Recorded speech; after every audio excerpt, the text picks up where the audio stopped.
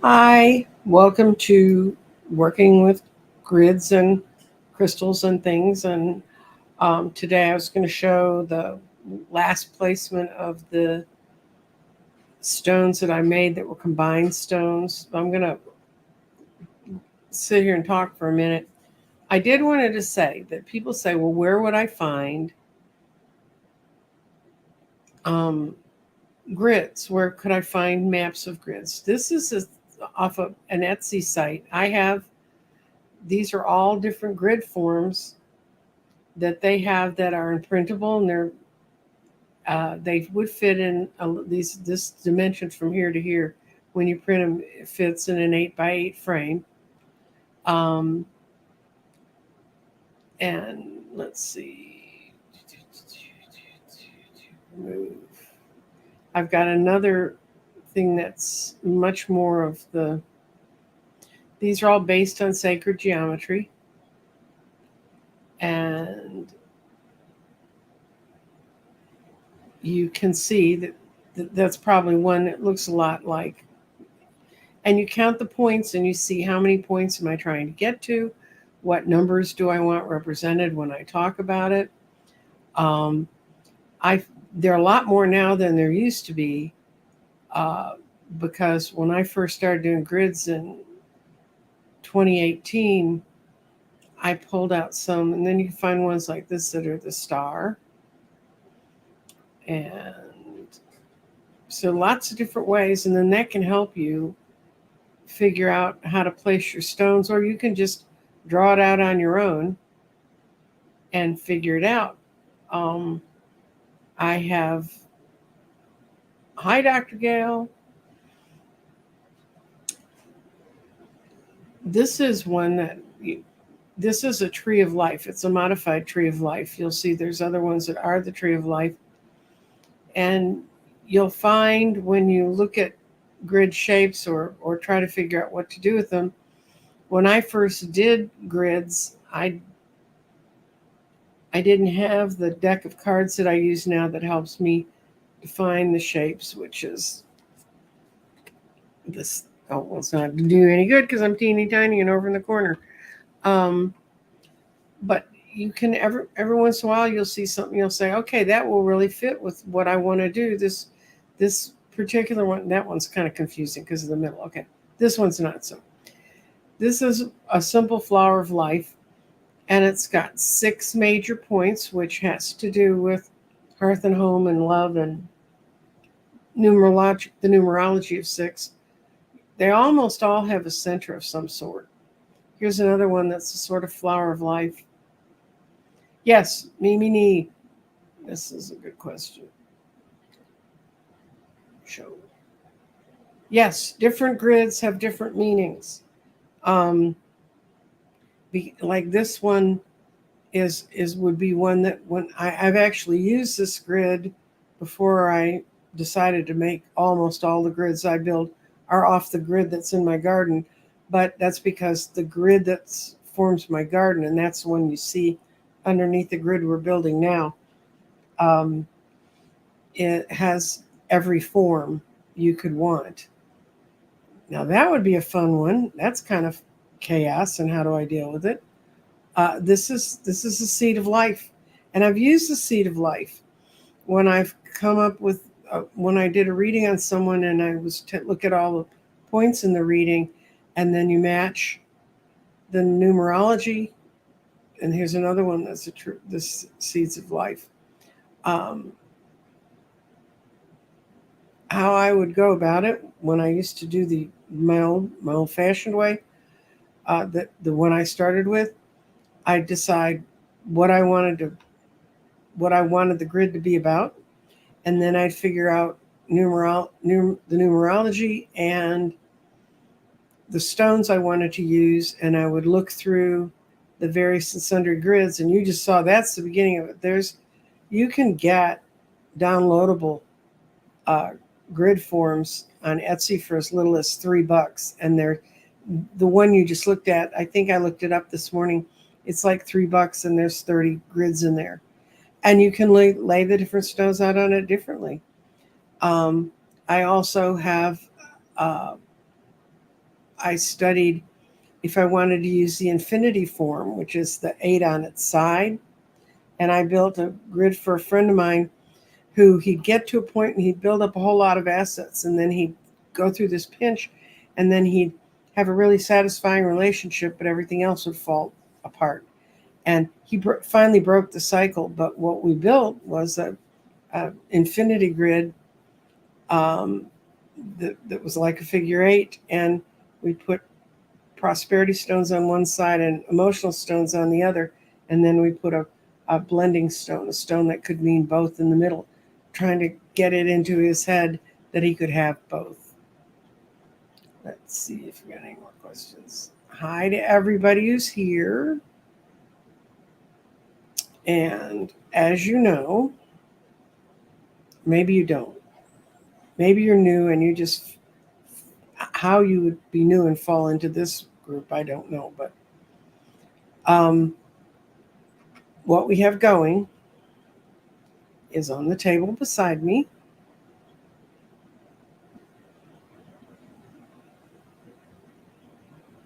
And this is the grid we're building right now.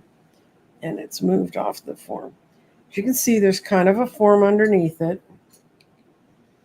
And what I added was, last time we looked at, this is honey calcite with the purple sapphire on it. And if you remember what the form here is, these are all the little parts that grew out from the center.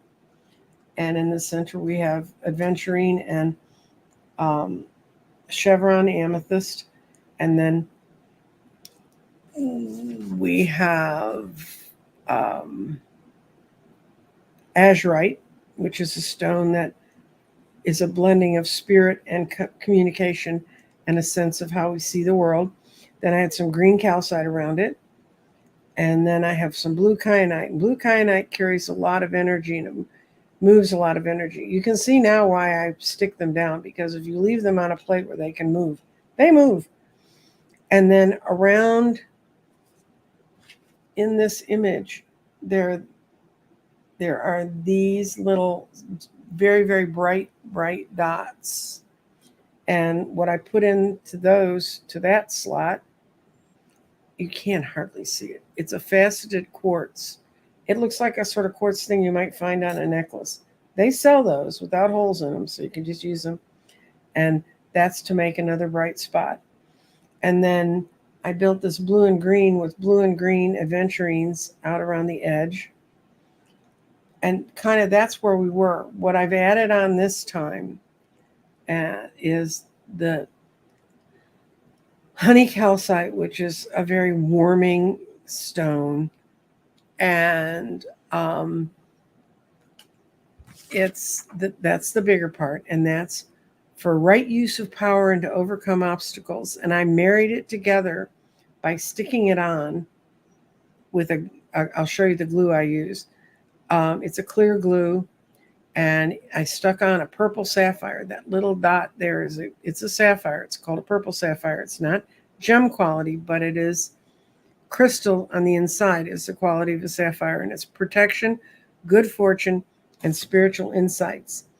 And on this image, what happens is everything out here is out in numbers. There's either 6s or 8s. And then we have these 7, 1, 2, 3, 4, 5, 6, 7.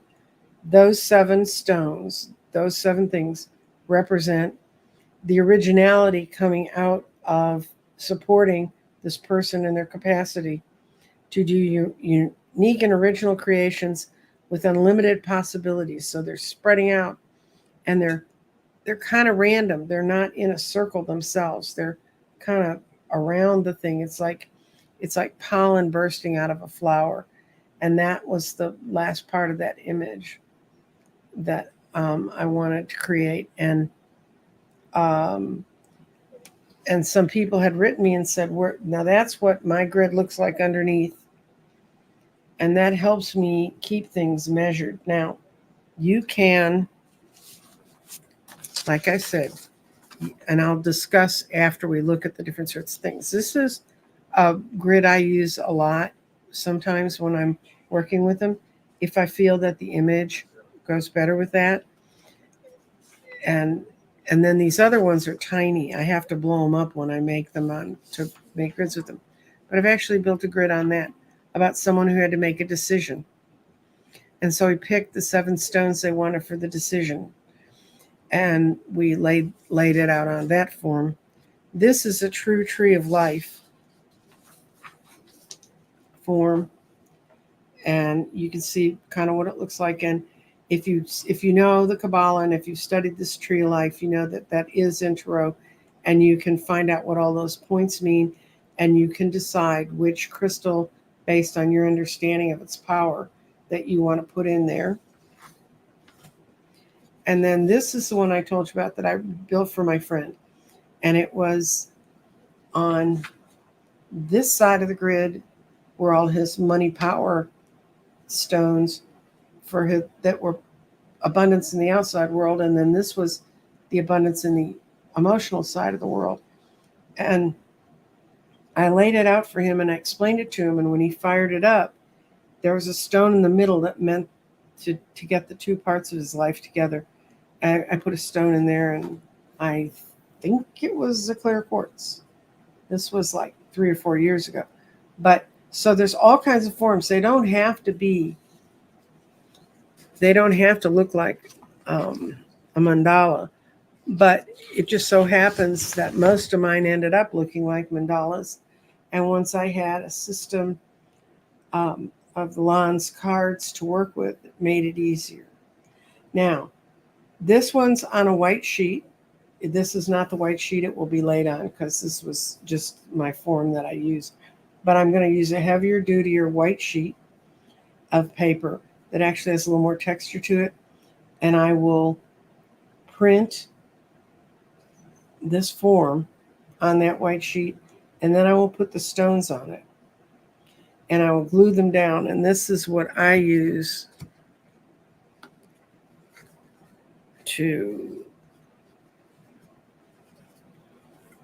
it's a professional super glue. You can get it at any craft store. It's not terribly expensive. It's fast setting, and that's depending on what you want to do. It is fast setting, so you kind of need to know where you want to put everything, because once you start sticking it down on the paper, it's going to stick. There are slower setting glues if you want to use them, but your stones can slide if you use them. Also, this one's I got started using. It's safe and non-toxic. When I first built grids, I used to use an epoxy glue that we'd have to open all the doors and windows when I worked with it, and I had to wear a rebreathing mask. And I found I didn't like building grids with masks. So that's kind of what's going to happen. Let's see, what are other people saying? Hi, Nancy Jean. Hello, hello, hello. But it's just kind of a thing you have to decide where you're going with it, what are you going to do with it, and how are you going to look at it. And remember that every stone has its own vibration, but even though you get a beautiful, lovely quartz stone, every quartz stone has its own vibrations too. And you can look up a color if you feel drawn to a certain color. You can put on, you can go to Google and Google spiritual quality of certain kinds of stones. What I did when I first was building grids,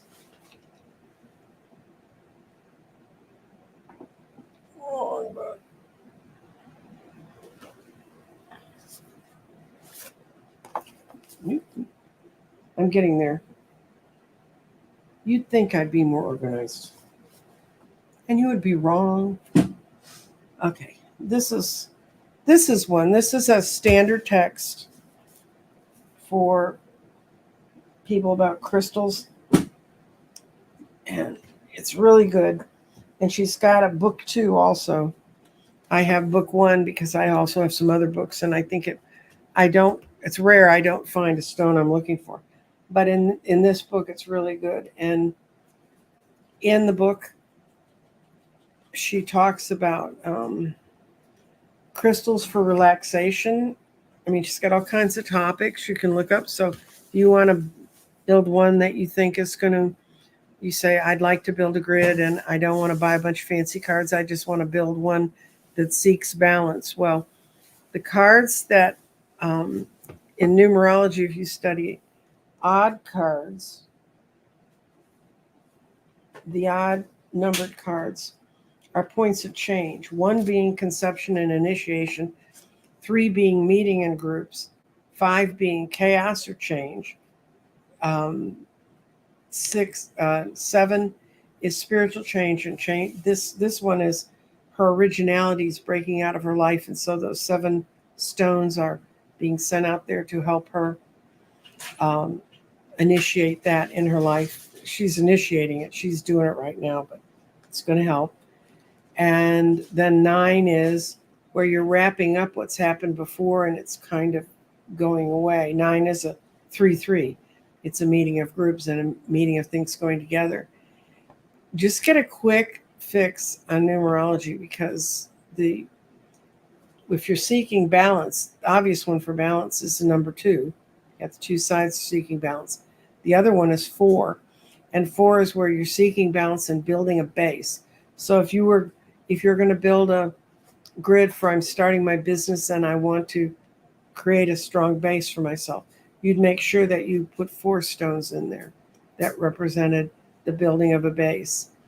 And if you put 6 in there, it's like hearth and home, harmony, things that are close to your heart, sort of family issues, just like the 6 of cups in the tarot. And 8 is money and power. So this one's doing 2 things in here. She's got the stone set up that she's got a base going. She's got balance that she's comfortable with, that's close in. There's some 6 crystals in here. And then she's got the 8s and the 12 out in the adventurings that are pointing out, that are making the compass points for her. And then she ultimately has the 7 sort of, I think they kind of look like they're, I guess the best thing I could say is like a dandelion when you blow it and the little dandelion parachutes go away. They're floating out. They're floating out from what this grid is starting. And yeah, Mimi, I think the closest thing to a grid for the chakras would be, and I showed it to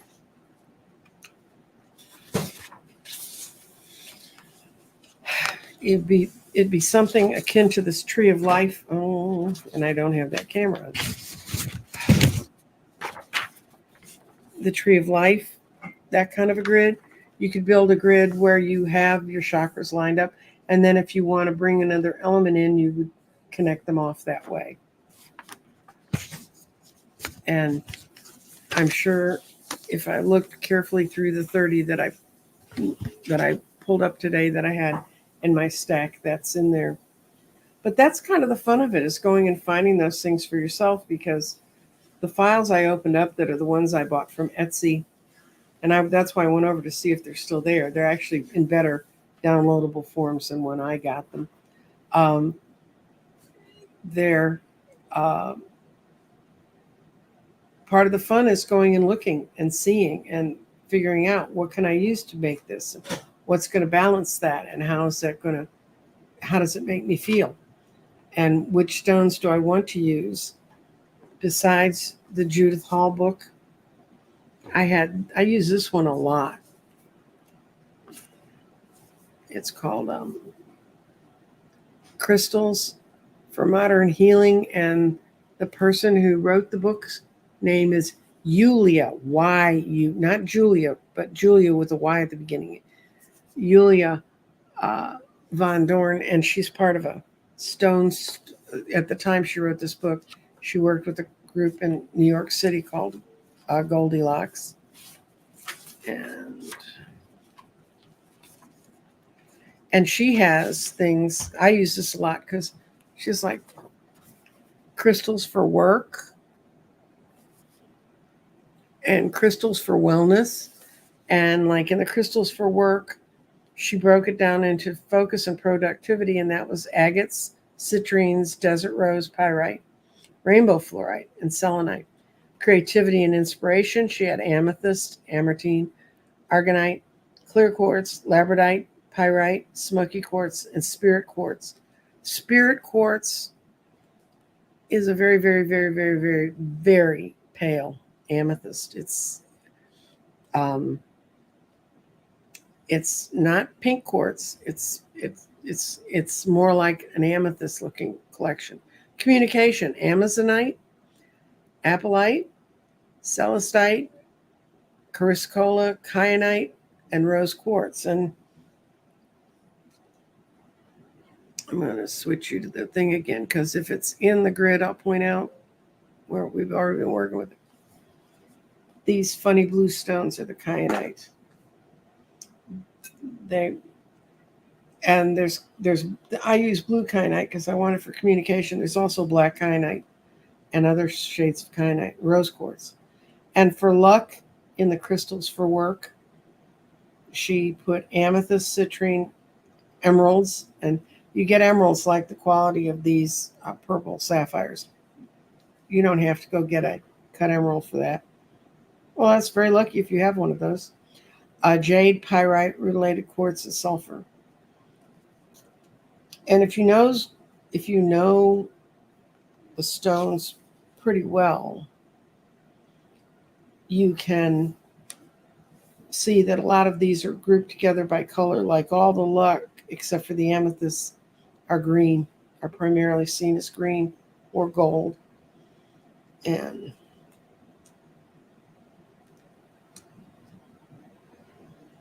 she has crystals for wellness, and she has crystals to group together for sleep.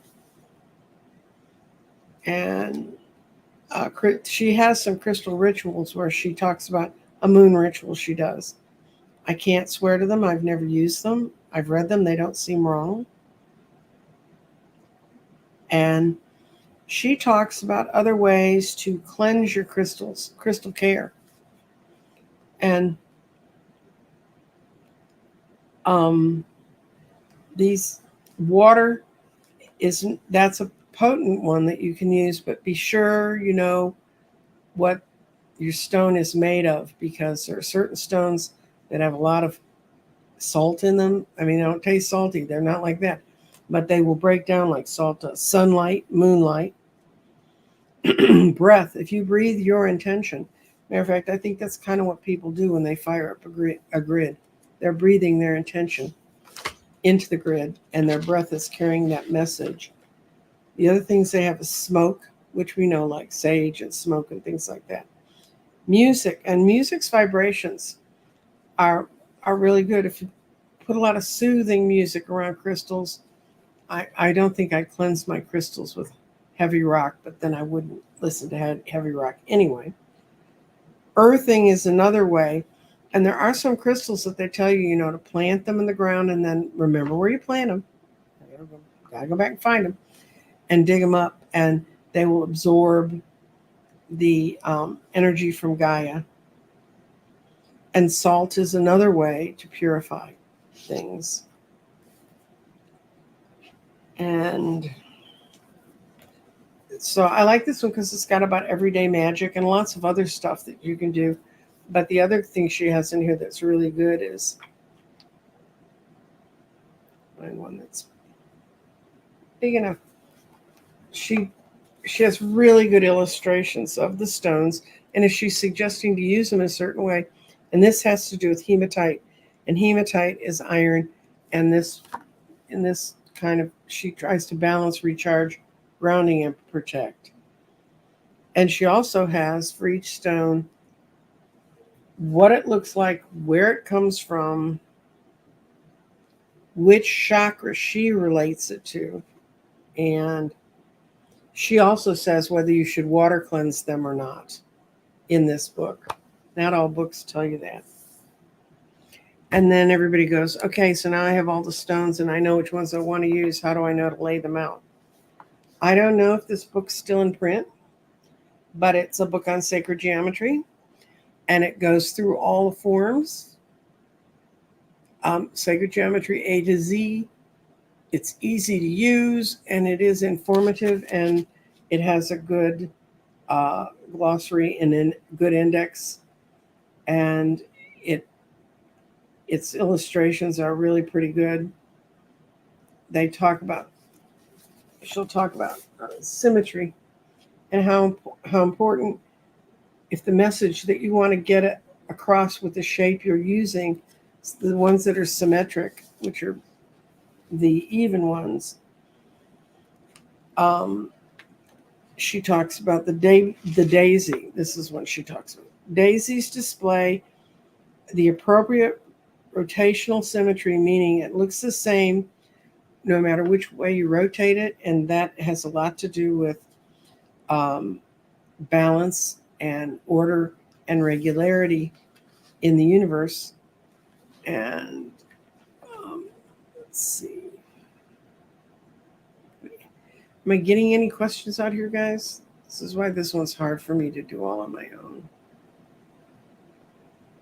Okay. Hi. You made me a grid a few years back, so I sat on my buffet. I've forgotten. Can I restart it? Yes, you can. Somebody this came up when I was talking with Allie because I made one for her husband Keith when he opened his practice, and it all went very well. And then because of different things, it's had to move. So the intentions of that grid, the power that's in the grid, it's what you put in there, and um, you can restart it and you can change your intentions. I had a woman one time, and she was just determined that her grid wasn't working, and then we realized that she'd fired it up when Mercury was retrograde. So she decided it was Mercury retrograde. Uh, and hi, Danny Shea. That's got nothing to do with the rest of this conversation. But she kept saying, I don't think it's working. So then I got on with her and I did a Zoom meeting with her. And I offer this to people. If you want me to sit there and kind of hold your hand through using the wand I sent with it, you don't have to have a crystal wand. Do I have one?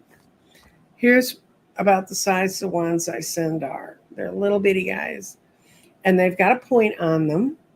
And you point that at the stone and then you bounce to the next stone. And the whole time you're thinking about or saying the intention you have for that grid.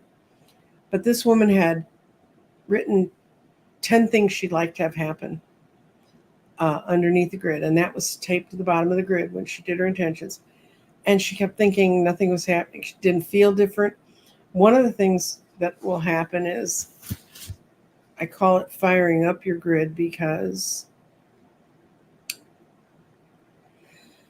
if I'm not going to fire this up because this lady will have it, but when you put your hand over it right now, this grid is cold because I haven't sent the energy through all the stones yet. But when you sit here, and this grid, this is a mock-up, I'm not doing the real thing. You go from here and you go out to all the first ring of stones. Then you go to the next ring of stones, and then you go out to the next ring. And you do it up until you've swirled all the energy in together. That did kind of warm it up. But anyway, then you put your hand over it, and it'll feel warm. And I used to call that firing up the grid, because the first time I read about that in a book, I said, oh, sure, that's going to happen. And the first grid I made, yes, it did. It did happen. It did get fired up. It did get warmer. And so I talked about it, and she said, I've got my hand over it. I can't feel a thing. So we decided to wait until Mercury wasn't retrograde. And so it was about a month later, she and I met on another Zoom call. I used to really baby my grid people. And we tried again. And finally, I just said, well, what intentions have you put for this?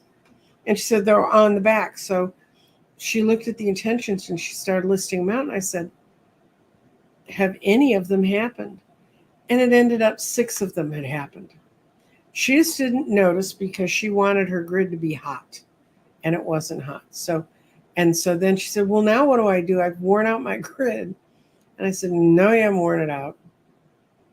What you've done is you've used it and you can set it up again. And when you reset your intentions, I'd sage it. That's what I was talking about vibrationally. You can set up music. You can put sage over it. You can mist it with holy water, whatever you want to do. But just tell the crystals you're releasing them from that intention. And then I'd probably wait a day, and then I'd come back with my new set of intentions and my new thoughts, and I would use the my wand just as if I was setting it up the first time. And I've had a couple people reset them twice. I had a priest, an Episcopal priest, who got one of my grids because he'd always wanted to start a homeless shelter in the town he was in, and what he got was romantic love. And the deal is that he so cares for the people that he wanted to help with the shelter. So he set it up. He put it under his altar on Good Friday and used the church house as a blessing then. And then he went and set it up himself. And he called me a month later and said all this funding he'd been working on for so long all of a sudden came through. The shelter was opening. They were getting staff. And I mean, he was amazed. And he said, but he had a woman friend who wanted to run an agency that would be very close to what his agency was in its thing. And he said, can I put her on the grid too? And I said, yeah. So he did what I said. He saged it and thanked it for all the work it had done. Said we're kind of resetting, and brought her group in with him. And he wrote me a very nice testimonial on how it had all worked for him. And it was something he'd been working on for several years before. And this was in the middle of COVID, guys, that this part was going on. So yes, you can restart your grid.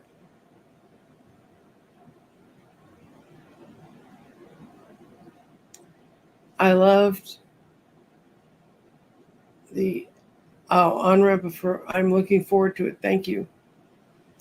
And yeah, Danny and I share Squirrel Moments. Danny and I are going to be working on the 8/8 Lionsgate. We did it 2 years ago. We were talking, and we both realized we'd had the same vision of what was going to happen out of that Lionsgate. And at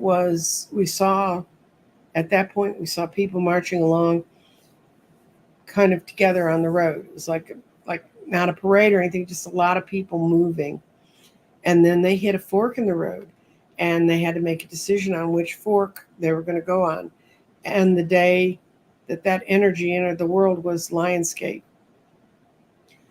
And we both saw that as the people got further and further apart, sometimes people realized, oh, I don't have this person with me anymore. And they were trying to connect, and they were finding out it didn't connect, or they could try to fight their way back through the crowd and get on the other road. You are capable of doing that, but it was a very long thought out thing. And Danny and I did a whole thing on chaos and disruption, and how, and one of these days I'll pull it up, but I have a video, and these guys have strung a bunch of beads. So they're all like in a line looking at you like that. And they take a board and they start them all swinging, and they're all swinging at the same way. And then you start to see the line begin to wiggle. And then this line gets crazy out of alignment. I think that's where we are right now, energetically, crazy out of alignment. And everybody seems to be, they're off in their own chaotic little way of doing it. And then as the beads swing, the universe takes the frequency of these beads being connected, and eventually, and it's not all that long, they're swinging back all in a line. It's just a really wonderful understanding that chaos is not forever. I had to remind myself of that when I had small children, especially when they were teething. But, and they get cranky, and then you get cranky, and they don't want to eat, and you don't want to cook, and but I had a friend who'd already raised her kids. I knew her kids were teenagers. They were walking around looking like fully grown human beings. And she said, nothing lasts forever. So just take what you can out of this day that's enjoyable. Nothing lasts forever. That means the bad stuff goes away too. So, okay. She's got her. Annette, it's when you're clear eyed about what you want to do. When you know what you want to do, when you're feeling really good about it, when you feel focused. And because you've got your, you know, on the back of each of the grids, I list all the stones that are in the grid. I list the numbers of the stones that are in there. I list what they were for, what their basic core kind of energy feeling I had about it, and what they're in that grid for. So you can look at that and pick out the things you really want to work on. And I know people say, but that's the card I picked then. It's really, you're asking the stones to sort of help your life get orderly, and you can change the intent. I built grids for one person, and it ended up uh, that something happened, or one woman, she didn't like the look of it because it was dark. It had a lot of bloodstones in it, which looked dark. I said, you should really see it. And she said, no. She said, I'm not, just give it to somebody else. I don't want it. Mm. So I gave it to a friend of mine who's a reader, who proudly has it in their reading place now too. And bloodstones are beautiful stones. They just don't look good on camera. But when you take them out in the sun, you see all the red and the green and the colors in it. It's really good. Well, what else I got going? Oh, this Sunday, I will be interviewing Sean. At the time, I would normally be with Scott. Scott has to go off and do a big community fundraiser. And it's lovely to see people being out there and doing those sorts of things. And so Sean is a political expert. He was just on Andre's show, Andre Carr. So if you have any questions about politics, and boy, are there questions about politics this week, we'll be answering them. He'll answer them. He does not use cards. He uses, this is how it works. And especially this week, it's really hard for those of us who have worked in campaigns to explain to people that you cannot stop a campaign on a dime and just move it over there and it's a different thing. It's not like anything else you do. You build it up, you build the people around it, you build the momentum, but there are also laws about how you take your money in and what you can do with it. And that's why you'll see campaigns where, God forbid, but someone actually dies before the election. They leave their name on the ballot because there's no way to put another name on that ballot. So you go ahead with what you got. And people, Texas has elected any number of dead guys. And I don't mean the ones that walk around and act dead. I mean, they were really physically dead. That's how Claire McCaskill became a senator. Her husband died. And he won the election anyway. And when they went to fill the seat, they put Claire in it. So this is politics, which I don't normally talk about. But anyway, it's going to be about vote. And Sean's going to explain to you how, as an individual, how you can have the most effect as an individual where you're living on the elections. And we also talk about the mechanics. We talk about how to get in with different groups, how PACs work, all that stuff. So, and he also knows a lot about polling, how polls are supposed to work and why they don't work now. We've actually gone back to what I was raised on, which was door-to-door retail politics. And then retail politics became wholesale politics, and people could get won by flashy ads or different things like that. And now we're back to nobody trusts the flashy ads. They don't trust talking heads. I hope they don't trust. I've listened to some talking heads this week that just, I'm like, well, I ran a campaign 20 years ago and this is how it worked. Those laws change all the time. but mostly they're not looking at the monetary laws. That's the part that used to give me a headache, and I don't like to think about it. But so if you want to come along Sunday, it'll be on my channel. It'll be at 10. Yeah, let's see, Rossi. She saw Sean on Andre's show. So did 15,000 people. I was impressed for him. And Truth in Advertising, Sean is my son. He's my oldest son. And Andre approached me and said, do you know someone who knows something about polling that I could get on? And so I connected the two of them. And Andre told him he's going to have him on 3 or 4 more times. So, you know, and Andre has a broad spectrum of ideas. But, and Sean really enjoyed meeting him. And Sean really, he knows this stuff, and he's worked all around the country, so he can talk about how the laws in Massachusetts are completely different than the laws down here. And he was up there working with someone that was running was in a gubernatorial primary, and she was really a issues candidate. She wanted the things she talked about to be sure they got talked about, so she got enough support so that she got invited to all the debates, and her message got out. The governor that she was running against was, this was during the Obama era. He was a good friend of Obama's, and I don't think anything was going to blast that guy out of his seat.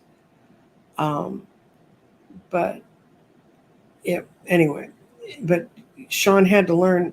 That's when we had to get Sean a GPS. GPS was something new. I bought him a little GPS to have because from the eastern edge of Dallas to the western edge of Fort Worth is the entire length of Connecticut. Okay, so Sean was used to driving around this state where you go vast distances, and he thought he was going to this meeting in some little town in Massachusetts, and he ended up in New Hampshire. And he's got some really funny stories about getting lost. So I bought him a GPS and said, "Here, this will help you." And he said it did. He's not sure he would have made it to Everett. He said, "They say, oh, it's a ways off, start early." And he said, it's like, I'm not even halfway across Dallas, and I'm in some other town in Massachusetts. I said, "Yep, it's small, and their rules are different, and their laws are different, and who does what and how is different in all the different states. That's why you cannot change a national campaign this late." And for those of you who don't know the story about Edmund Muskie, he was a senator, and he was from New England, and he was really, really very well liked, and they were terrified. The Republicans were terrified of him. So it was eventually proved they planted a false story in this big New Hampshire newspaper. And at that time, it's whatever you did in Iowa and New Hampshire set what the party was going to do with you. And what they said about Muskie cost us having Muskie as a candidate. Go Google Edmund Muskie and you'll see it. That's what's happening to us now. I mean, I'm not saying Biden looked spry as a spring chicken on the debate, but he didn't lie 3 times in one answer like Trump did. And don't get. I'm winding up on it. I've been watching a DIY show they have in England called Money from Nothing, and these people go to the tips where they have the places where they throw away big items, and they have people who go over there and they pick 3 items each week, and then they take them to makers, crafters, and they take like old chest of drawers or chairs that look like they're falling apart, or and metal things. I mean, all kinds of stuff. One woman had a big sack of yarn squares that her grandmother knitted, and then the daughters of the grandmother would sew them together and give them away as blankets. But Granny must be very proficient knitter. So they, the woman that was out doing the picking the 3 items for herself, she picked all of these wonderful knit squares this woman had made. And then she came home and she figured out how to turn them into mouse toys with catnip in the middle. And this woman also grew catnip on her farm. So she did this, and she took this, it was like a white trash bag full of knit stuff, and they sell it. I mean, they find people to buy it, or they do with it whatever they want. And then the people who are going to give it away, we're going to put it in the trash, they give the money back to them and say, this, what are you going to do with it? Most of them are going to give it to charity. But in the case of this grandmother, she made over $500 out of that bag of stuff. And their whole thing in England is to recycle and upcycle. And there's occasionally they'll take a chest of drawers, and a lot of it's old brown chest of drawers we all had, and they paint them up. That's what I watch now, because all the rest of us it'll go where it goes, and I know where my mind's intending to go. So if you can find something like that, and you can be obsessive and watch YouTube, do that. But anyway, that's our grid. And the next time you see the grid that I have sitting beside me, it will be all glued down. And you can see, I'll go over it one more time, what it looked like. I'll show you the wand. I'll show you how I document in the back. Not that you have to do any of that. But if you want to come back to a grid show, if you come in asking questions about how to do or what to find, then I'll know what to try to show you. Like today, I found all those raw grid patterns because that's how I started out. I was like, okay, I want to make a grid, but I don't draw so good. So, and these are all printable grids. It's kind of makes it fun because it gives you options and things to think about. That's what I like, is options and things to think about. If you're in the garden group, if you're one of my magic gardeners, we are meeting tomorrow. I sent out an invitation. You should have gotten it today. Like, it should have shown up in your community feed.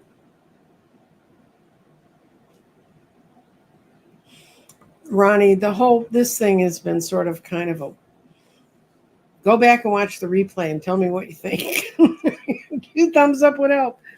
And also, if you know people you think would be interested in hearing a spiritually guided but factual how the real mechanics of politics works, and tell your friends to come on Sunday at 10, and we'll see. We won't have nearly the audience we usually do because I don't know that Scott's going to try to advertise it. I have to talk to him about that today. But he's real busy setting up this softball competition, and it's a fundraiser for a local medical thing. So anyway, I'm going to go rest, and I'm not going to watch the news. I'm going to watch Money from Nothing, and the other one I watch is The Repair Shop, because people are there and they fix things up, and you hear heartwarming family stories, and you see things that remind you of your youth because they're fixing up antiques. And right now, pretty much all the antiques they fix up, unless they came from Queen Victoria's time, I remember as a kid. And but people treat each other nicely, and they speak respectfully to each other, and you see people use their hands to craft something. And I think those are all things we're losing sight of in their own weird way. But blessings to everyone who showed up today. Blessings to Danny. Blessings to Dr. Gail. Follow my channel. Follow Danny. You'll find out more of what we're going to try to get people ready for this 8/8 Lionsgate, because this is a biggie. It's the 8th day of the 8th month, and it's the universal year of 8. If you add 2024 all together, it becomes an 8. And that's it. Numbers, I have learned, are very important. I hated them. I hated math. I hated arithmetic. I hated math. But I have no problem with sacred geometry, and I have no problem with numerology. And So watch Danny's for announcements about that. Watch me for announcements about that. Everybody's going to be talking about it. And that's a good thing. Also, next Tuesday, my 1 o'clock show, it'll be Dorothy Morgan, Astonishing Star Lady. I wrote her a note and I said, I need to do another show with you soon. And I said, and by the way, are the stars really that screwed up? And she wrote me back, let's do it next week. And yes, they are. So come and find out from Dorothy how mixed up our stars are right now. And thank y'all for being here. Bye.